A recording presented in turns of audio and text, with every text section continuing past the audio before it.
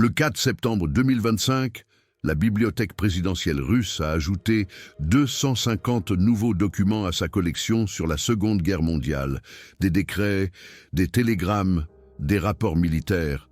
La plupart concernaient l'offensive en Mandchourie en 1945, la défaite de l'armée Kwantung, la capitulation du Japon. Mais, entre ces documents, dans les notes marginales, dans les passages censurés qui sont enfin révélés, se cache une histoire beaucoup plus sombre.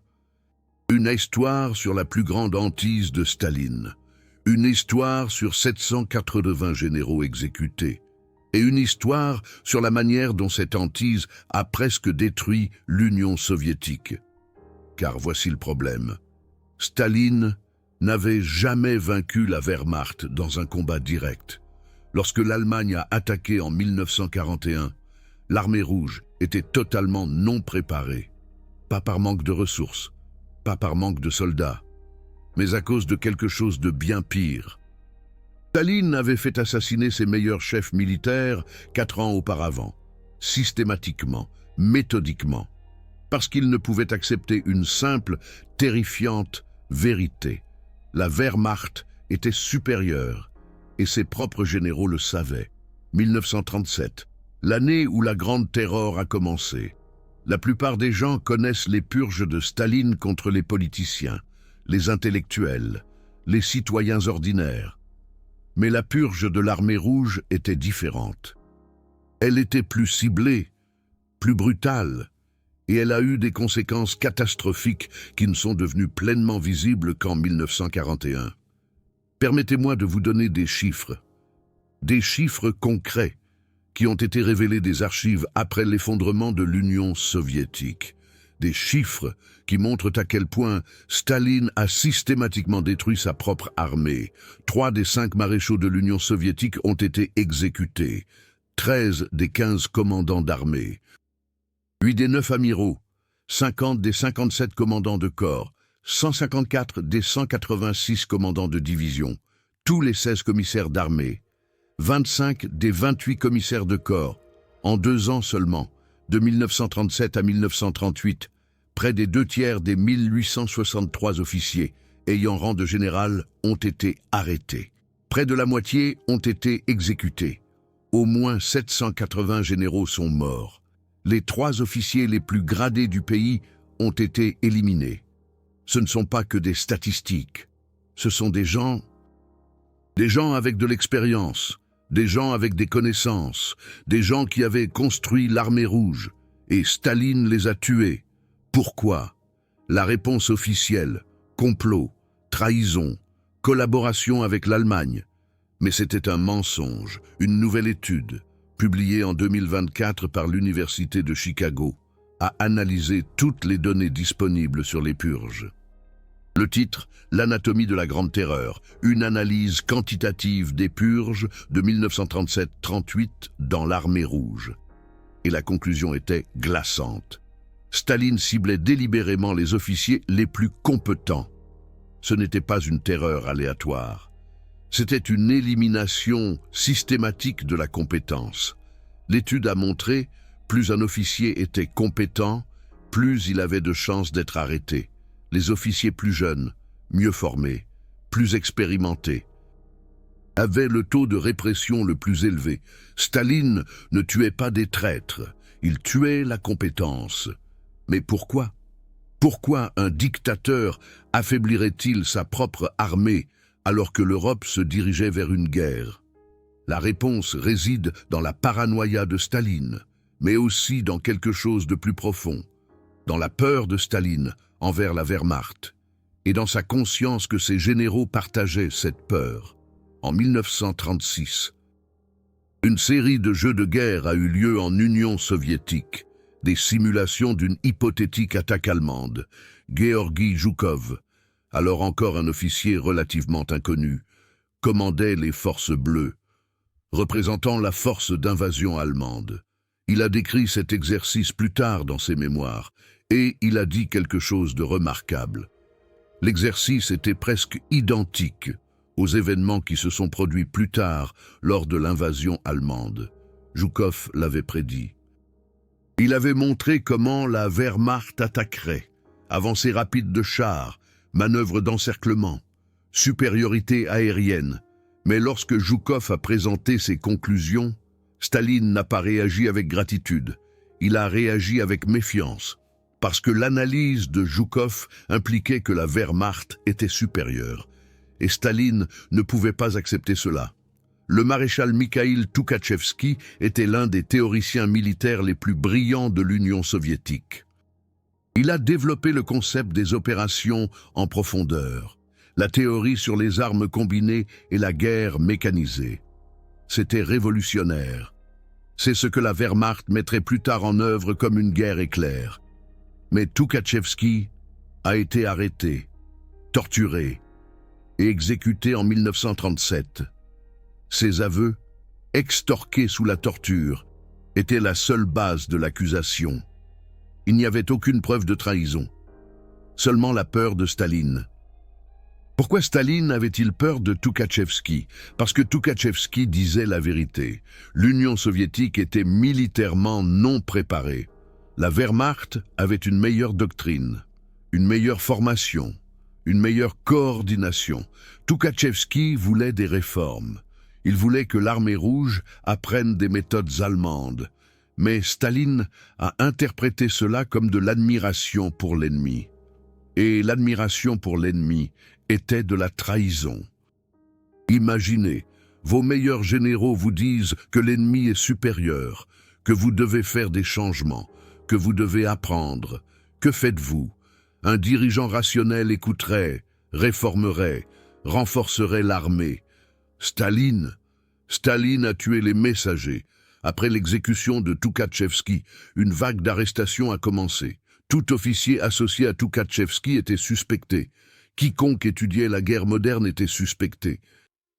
Quiconque analysait les tactiques allemandes était suspecté. Le message était clair. Ne parlez pas de la supériorité allemande, pas même pour en tirer des leçons. Taisez-vous ou mourrez. L'ironie est brutale. Staline a tenté de protéger l'armée rouge contre des agents allemands imaginaires en éliminant la véritable compétence. Et lorsque l'Allemagne a effectivement attaqué en 1941, l'Union soviétique a payé un prix terrible pour cette paranoïa. Mais revenons un instant aux archives, aux documents qui ont été rendus publics en 2025, car entre les lignes de ces rapports bureaucratiques se cache une histoire qui n'aurait jamais dû être racontée. Une histoire qui montre que la direction soviétique savait exactement ce qu'elle faisait. Un document daté du 12 juin 1941, 10 jours avant l'opération Barbarossa, est un rapport du NKVD à Staline. Il énumère les avertissements concernant une invasion allemande imminente.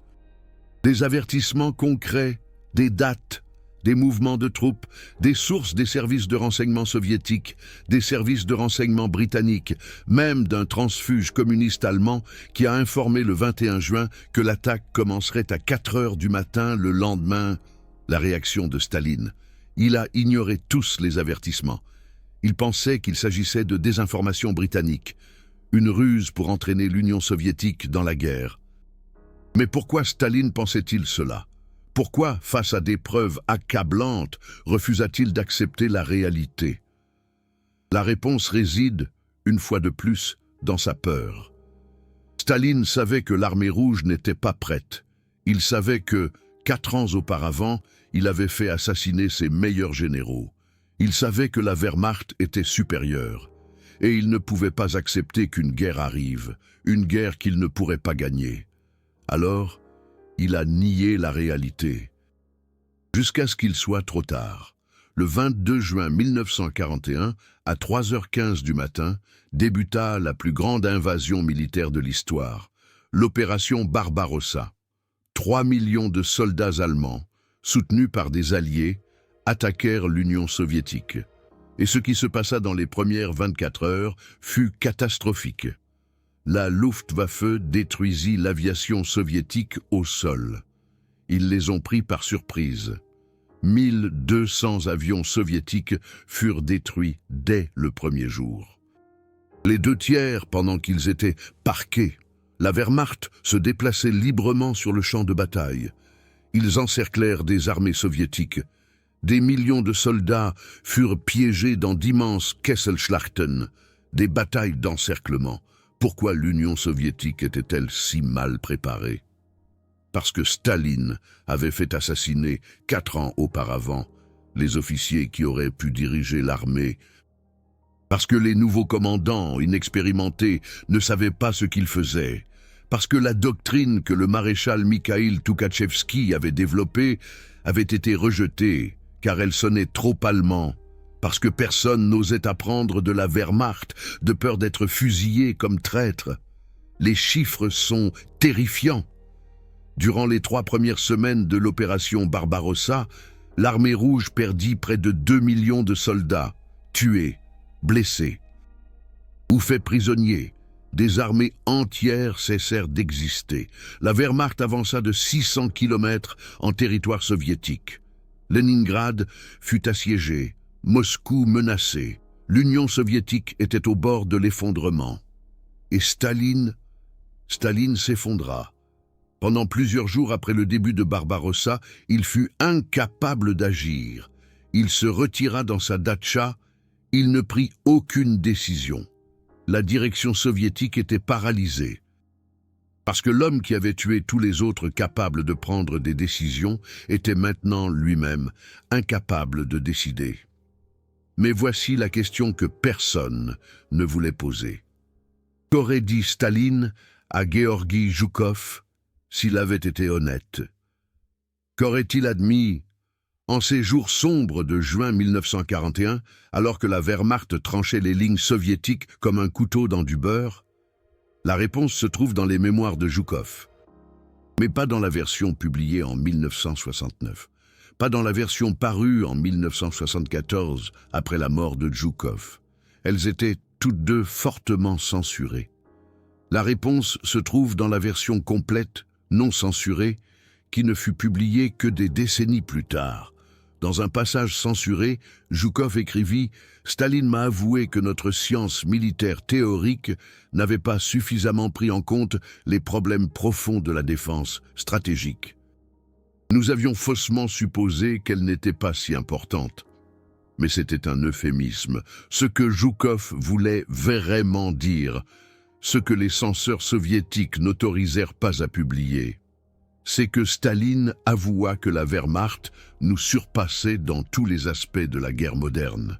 C'était le sombre secret de Staline. Il le savait. Depuis le début, il savait que la Wehrmacht était supérieure. Et au lieu de faire quelque chose, au lieu de réformer l'armée rouge, au lieu d'apprendre des Allemands, il a tué tous ceux qui disaient cette vérité parce qu'il croyait que le silence démontrait la force. Mais le silence ne démontrait que de la faiblesse. Et le prix? Des millions de soldats morts, des millions de civils morts, des villes détruites, des territoires occupés.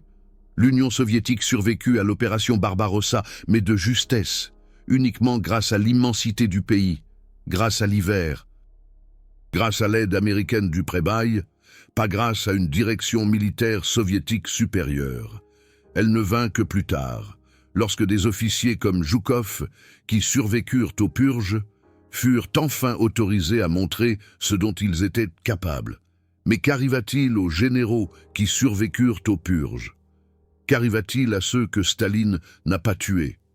Qu'arriva-t-il à Zhukov lui-même après la fin de la guerre?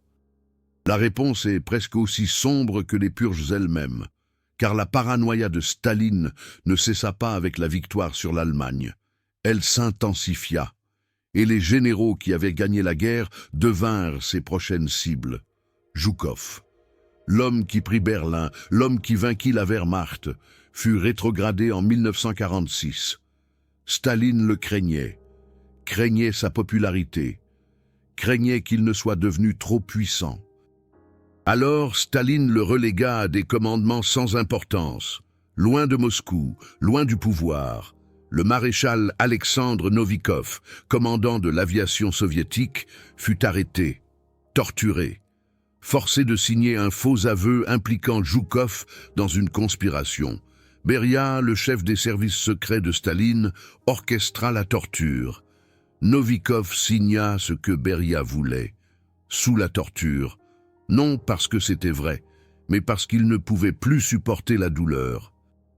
En 1947, une nouvelle vague d'arrestations commença, pas aussi massive qu'en 1937, mais ciblée des généraux victorieux, des héros de l'Union soviétique, des hommes qui avaient vaincu l'Allemagne. Staline ne leur faisait pas confiance, parce qu'ils avaient vu comment la Wehrmacht se battait, parce qu'ils avaient appris des méthodes allemandes, parce qu'ils savaient qu'il existait des façons de faire la guerre qui étaient meilleures que les brutales attaques frontales de Staline. L'ironie est stupéfiante. En 1937, Staline tua des généraux qui disaient que la Wehrmacht était supérieure avant le début de la guerre. En 1947, il tua des généraux qui avaient vaincu la Wehrmacht après la fin de la guerre. La constante, l'incapacité de Staline à tolérer la compétence. Son incapacité à admettre que d'autres savaient quelque chose de mieux que lui. Mais voici la question plus profonde. Qu'est-ce que cela nous apprend sur Staline? Qu'est-ce que cela nous apprend sur les dictatures? Qu'est-ce que cela nous apprend sur la relation entre la peur et le pouvoir? Staline n'était pas stupide.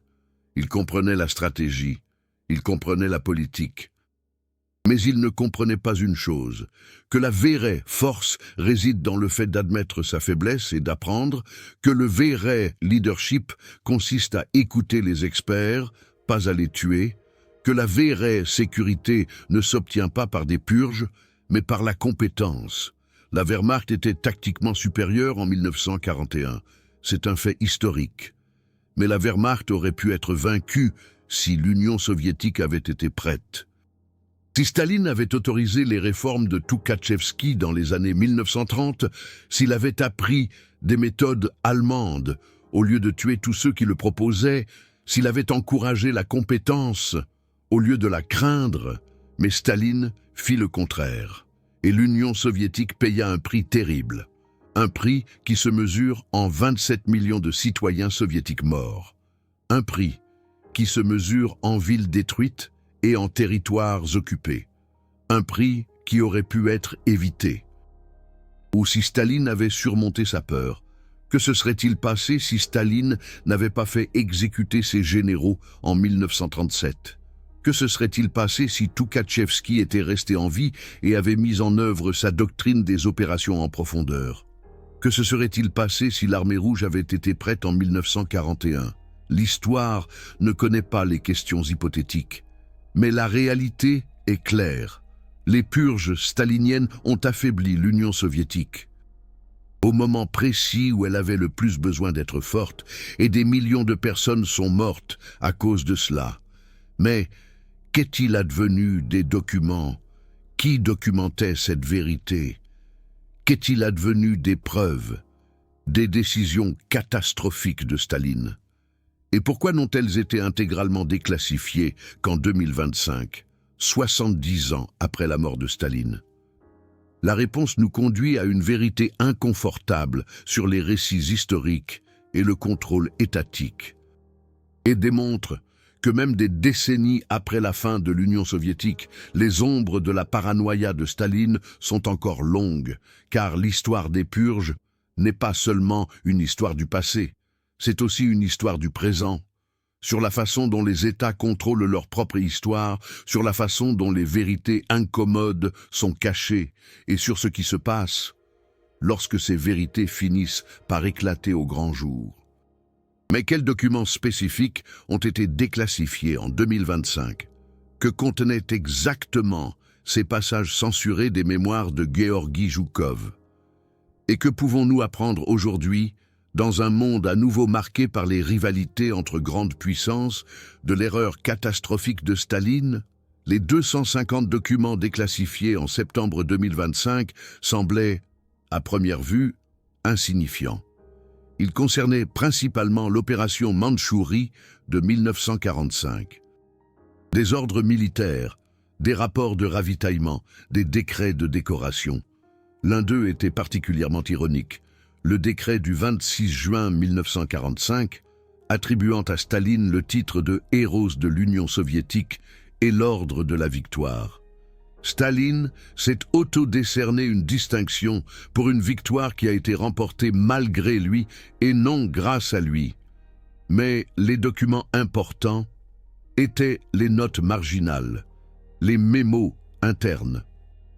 Les commentaires qui avaient été supprimés de la version publique et dans l'un de ces documents, un rapport sur la planification stratégique de 1944, il y avait une note de bas de page, une petite note de bas de page, discrète, qui renvoyait à un rapport antérieur, un rapport de 1941, un rapport qui était censé avoir été détruit en 1953. Mais il n'avait pas été détruit.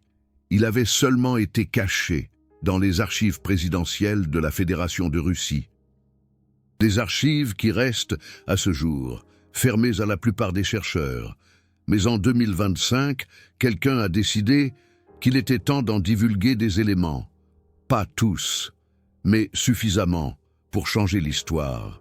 Le rapport était de Zhukov lui-même, daté du 15 mai 1941, 6 semaines avant l'opération Barbarossa. C'était un plan stratégique pour une éventuelle offensive préventive soviétique contre l'Allemagne. Zhukov proposait d'attaquer l'Allemagne. Avant que l'Allemagne ne puisse attaquer l'Union soviétique, c'était un plan radical, un plan risqué. Mais Zhukov argumentait qu'il était nécessaire. Pourquoi? Parce que Zhukov savait que l'armée rouge n'était pas prête en matière de défense, parce que 4 années de purge avaient détruit la capacité de l'armée à mener des opérations défensives complexes, parce que si l'Allemagne attaquait, l'Union soviétique perdrait. Alors, Zhukov proposait d'attaquer. Non par agressivité, mais par désespoir. Staline a rejeté le plan. Il ne voulait pas d'une guerre avec l'Allemagne. Pas maintenant. Pas comme ça. Et peut-être que Staline avait raison de rejeter le plan. Une offensive soviétique en 1941 se serait probablement soldée par un désastre. L'armée rouge n'était prête ni offensivement, ni défensivement. Mais ce qui est intéressant dans ce document, ce n'est pas le plan lui-même, c'est ce que Zhukov a écrit. Dans sa justification, Zhukov a écrit « Notre doctrine de défense actuelle est insuffisante face à une Wehrmacht, entraînée aux opérations combinées modernes. Nous avons perdu la capacité de mener une défense coordonnée au niveau de l'armée. Nos officiers sont inexpérimentés, nos doctrines obsolètes. Si l'Allemagne attaque, nous subirons des pertes massives dans les premières semaines. Notre seule chance est d'attaquer en premier et de prendre l'initiative. » C'est une évaluation choc. Zhukov disait essentiellement « Nous ne pouvons pas nous défendre, donc nous devons attaquer. » Mais ce qui est encore plus choquant, c'est qu'il l'ait écrit en mai 1941 et que Staline l'ait lu. Staline savait que l'armée rouge n'était pas prête. Il savait que l'opération Barbarossa allait arriver. Et il n'a rien fait. Pourquoi pas?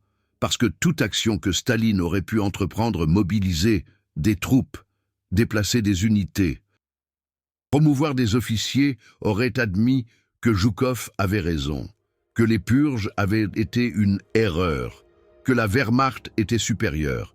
Et Staline ne pouvait pas l'admettre. Son ego était plus important que des millions de vies. Et les mémoires de Zhukov, la version intégrale et non censurée, n'a été disponible qu'après l'effondrement de l'Union soviétique. Des versions censurées ont été publiées en 1969 et 1974. Mais les censeurs soviétiques ont supprimé tous les passages qui étaient critiques à l'égard de Staline ou de la doctrine soviétique. Ce n'est que dans les années 2000 qu'une traduction anglaise intégrale a été publiée. Et ce qu'elle contenait était révélateur. Zhukov a écrit sur ces jeux de guerre de 1936. Il a écrit qu'en tant que commandant des forces d'invasion allemandes, il avait prédit avec précision les tactiques que la Wehrmacht utiliserait en 1941, des percées rapides de chars, des manœuvres d'encerclement, un appui aérien, mais il a également écrit que le camp soviétique n'avait pas de réponse efficace, parce que la doctrine soviétique considérait la défense comme secondaire. L'Union soviétique était préparée à attaquer, pas à se défendre, et c'est là qu'entre en jeu l'héritage perdu de Toukhatchevski. Toukhatchevski avait compris que la guerre moderne exigeait de la flexibilité. Il fallait être fort à la fois offensivement et défensivement, qu'il fallait étudier les méthodes allemandes et en tirer des leçons, mais Toukhatchevski a été exécuté en 1937 et avec lui, sa vision est morte. L'ironie, c'est que la Wehrmacht elle-même a repris de nombreuses idées des théoriciens soviétiques des années 1920. Dans les années 1920, alors que l'Allemagne était désarmée par le traité de Versailles, la Reichswehr a secrètement coopéré avec l'armée rouge. Des officiers allemands se sont entraînés en Union soviétique. Ils ont étudié la théorie militaire soviétique. Ils ont appris des innovations soviétiques. Et puis, dans les années 1930, la Wehrmacht a repris ces idées et les a perfectionnées. Ils ont développé la guerre éclair. Ils ont intégré les chars, l'infanterie et l'aviation. Ils ont créé une doctrine rapide, flexible et mortelle. Et ironiquement, certaines de ces idées étaient basées sur le travail de Toukhatchevski et d'autres théoriciens soviétiques. Mais l'Union soviétique, Staline a tué les théoriciens. Il a anéanti les innovateurs. Il a éliminé tous ceux qui étaient trop créatifs, trop intelligents, trop compétents. Et en 1941, quand la Wehrmacht a attaqué avec des idées provenant en partie de sources soviétiques, l'armée rouge n'avait personne qui savait comment les contrer. C'est là l'ironie la plus profonde de toutes. La plus grande hantise de Staline était la supériorité allemande. Mais la supériorité allemande a été en partie rendue possible par des idées soviétiques.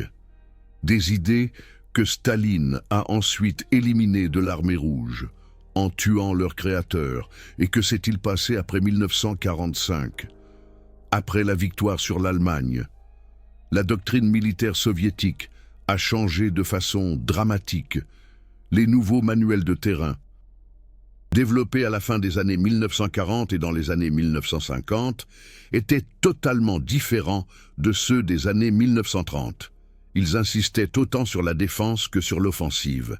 Ils intégraient les armes combinées, ils ont étudié les tactiques allemandes et en ont tiré des leçons.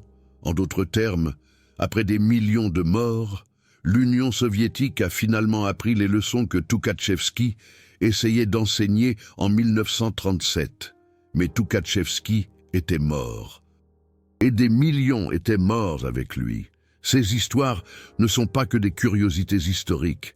Ce sont des leçons sur le leadership, sur la compétence, sur le prix de la paranoïa. Si vous croyez qu'il faut tirer des leçons de l'histoire, si vous croyez que ces vérités sont importantes, alors soutenez cette chaîne. Ces recherches sont coûteuses, ces analyses sont complexes, mais elles sont nécessaires. Votre soutien les rend possibles. Et maintenant, retour en 2025. Retour aux questions que nous devons poser aujourd'hui. Parce que les erreurs de Staline ne sont pas seulement historiquement pertinentes, elles sont aussi pertinentes aujourd'hui. Dans un monde où les grandes puissances sont à nouveau en compétition, où la force militaire est à nouveau importante, que nous enseigne la catastrophe de Staline, que nous enseigne l'histoire des purges sur la relation entre le leadership et la compétence, entre la sécurité et la paranoïa, entre la force et la capacité d'admettre sa faiblesse. La première leçon est claire. Éliminer la compétence n'affaiblit pas seulement l'armée, cela affaiblit l'ensemble de l'État. Staline pensait qu'il rendrait l'Union soviétique plus sûre en éliminant les rivaux potentiels. Mais il l'a rendue plus vulnérable. Parce qu'une nation sans dirigeant compétent est une nation qui ne peut pas réagir aux crises. La deuxième leçon. Apprendre de ses adversaires n'est pas une trahison. C'est de la sagesse. Staline a interprété l'étude de la Wehrmacht comme de l'admiration pour l'ennemi, mais étudier l'ennemi, c'est comment vaincre l'ennemi. La Wehrmacht a étudié les théories soviétiques dans les années 1920, et elle a vaincu l'Union soviétique en 1941, en partie grâce à des idées qui étaient initialement soviétiques. La troisième leçon, l'ego est dangereux. L'incapacité de Staline à admettre qu'il avait tort, que les purges étaient une erreur, que la Wehrmacht était supérieure, a coûté des millions de vies. Un dirigeant qui ne peut pas admettre avoir tort est un dirigeant qui commet des erreurs catastrophiques. Et la quatrième leçon, peut-être la plus importante, la transparence est plus forte que le secret. Staline a caché la vérité, il a censuré les rapports, il a classifié les documents, mais la vérité a fini par éclater en 2025, 70 ans après sa mort. Nous lisons des documents qui montrent à quel point ces décisions ont été catastrophiques. Et qu'est-ce que cela signifie pour aujourd'hui? Cela signifie que les États modernes qui cachent leurs propres erreurs, qui censurent leur propre histoire, qui suppriment les vérités qui dérangent, répéteront les mêmes erreurs, parce qu'on ne peut pas tirer des leçons des erreurs qu'on n'avoue pas. La Russie d'aujourd'hui a une relation complexe avec Staline. Certains le voient comme un dirigeant fort, qui a modernisé l'Union soviétique et vaincu l'Allemagne. D'autres le voient comme un meurtrier de masse qui a tué des millions de personnes. Mais ce que les nouveaux documents de 2025 montrent, c'est que ce débat n'est pas un choix entre l'un et l'autre. Staline était les deux, et l'Union soviétique a vaincu l'Allemagne malgré Staline, pas grâce à lui. La Wehrmacht n'a pas été vaincue par Staline, elle a été vaincue par l'hiver russe. Vaincue par le nombre soviétique, vaincue par l'aide américaine du pré-bail, et finalement vaincue par des généraux comme Gueorgui Zhukov, qui ont survécu aux purges et ont été autorisés à montrer ce dont ils étaient capables.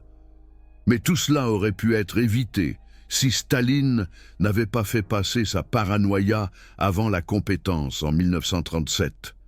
27 millions de citoyens soviétiques sont morts pendant la Seconde Guerre mondiale. Toutes ces morts ne sont pas la faute de Staline. Mais beaucoup le sont. La catastrophe de l'opération Barbarossa, qui a tué des millions de personnes dans les premiers mois de la guerre, était évitable. Si Staline avait été prêt à tolérer la compétence, s'il avait été prêt à apprendre de la Wehrmacht, s'il avait été prêt à admettre que ces purges étaient une erreur, mais Staline ne l'a jamais fait, pas même après la guerre. Il est mort en 1953, toujours convaincu qu'il avait eu raison. Toujours convaincu que les purges étaient nécessaires, toujours incapable de voir ses propres erreurs catastrophiques.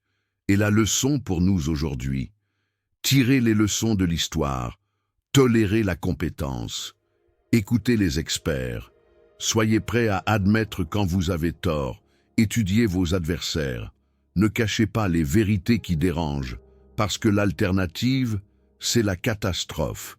Staline a avoué à Zhukov que la Wehrmacht était supérieure. Mais il l'a avoué trop tard, seulement après la mort de millions de personnes, seulement après que l'Union soviétique ait failli s'effondrer. Et la question est, devons-nous toujours faire des erreurs catastrophiques avant d'admettre la vérité? Ou pouvons-nous apprendre avant qu'il ne soit trop tard? C'est la question que soulèvent les archives de 2025. C'est la question que soulèvent les mémoires non censurées de Zhukov.